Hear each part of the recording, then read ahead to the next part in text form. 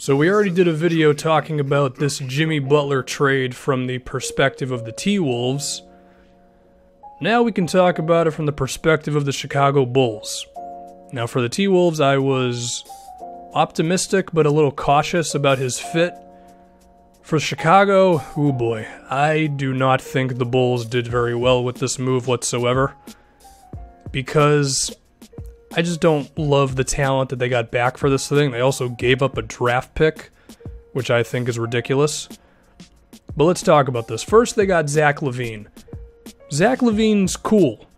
I think I know he's a young player who's shown ability to be pretty decent offensively. I mean, 19 points a game, 46% from the field, 39% from three.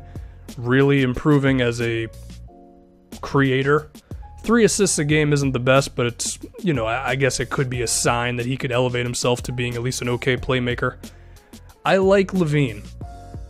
I don't like the fact that he's coming off of an injury, and when you are acquiring a guy who is hurt, I mean, it's a big risk, man. You don't know. He might not be as good when he comes back.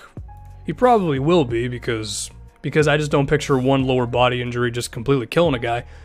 But another thing with LaVine is his contract. After the 2018 season, he's immediately going into restricted free agency. Someone's going to throw some money at him. So right after trading Jimmy Butler, you are now going to be paying LaVine, I don't know, $15+ million for what he can do for you. It's just kind of weird to go from your star player to a rebuild to immediately paying a guy probably as much as you were paying Jimmy Butler, given that the salary cap is going up. But we also don't know how good of a season LaVine is going to have, given the injury he just had that I was talking about. But still, I like LaVine overall. He's cool, he's fine. Still have some questions about his overall game, defense, and stuff like that, but whatever. Next, we can get to Chris Dunn. Chris Dunn ain't that good, because he's, 23 years old? And he was not good in his rookie year whatsoever. 4 points, 2.5 assists. Not efficient at all, and he was playing about 17 minutes a game consistently throughout the entire season. And I understand if a guy is a rookie, you don't expect him to light the world on fire immediately, but you can still get a decent idea of how good a player is just based on his first season. Also, given that Chris Dunn was 22 years old as a rookie, I feel like the expectation to be an instant contributor is a little bit more there. I mean, we saw what Malcolm Brogdon did for the Milwaukee Bucks. And sure, Brogdon is 2 years older than Dunn, but they both played 4 years of college. So to see a guy in Dunn who put that much time in before actually getting to the NBA and being this old, just being a non-factor once he got into the league, that's not good, man. And Chicago is banking on him being their point guard of the future now. And given Chicago's ability or inability to judge point guard talent, it just seems like another guy who's not going to be that good. I mean, Cameron Payne, wasn't even playing in the playoffs against the Celtics. Jerry Grant isn't that good. Michael Carter-Williams isn't that good. Now you have Chris Dunn. Maybe Dunn could take off for Chicago. I don't really see any signs of it happening, but who the hell knows. And then finally, you got the number 7 pick. If you would have gone with Dennis Smith with number 7, then I could be a little bit more okay with this because he's a creator and someone who appears like he can really lead an offense. Everyone who I trust when it comes to the NBA draft would make me believe that Lauri Markkanen can definitely be someone offensively, but he's going to have a lot of trouble being a defensive player in the NBA. It just sounds like he's a guy. Can definitely be a player and a contributor, but if you just traded away Jimmy Butler, I think you want to get a real difference maker and someone who has the star potential. And everybody will tell you Dennis Smith's upside is extremely high. And I think he and Zach LaVine together could have been a really exciting backcourt. A couple guys who could actually make the team exciting even if they're not that good overall. And Smith's star potential would be there. So you got a guy in Zach LaVine who's a nice player, and I think hasn't hit his ceiling just yet. But I also don't picture him becoming a real star. A guy in Markkanen who could be cool, and then you got Chris Dunn who's not that good.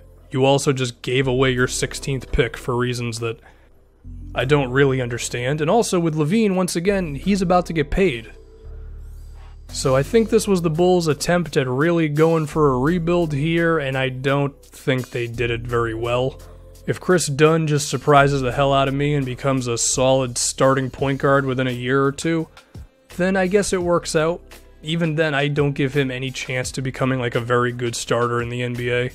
But I don't know, I guess they saw the opportunity to move Jimmy Butler and they just rolled with it. But now if we can look at the Bulls' situation outside of these guys, you know the one crazy thing? They could have kept Jimmy Butler, waived Rajon Rondo because only $3 million of his contract is guaranteed, which means they would have gotten $10 million back just from doing that.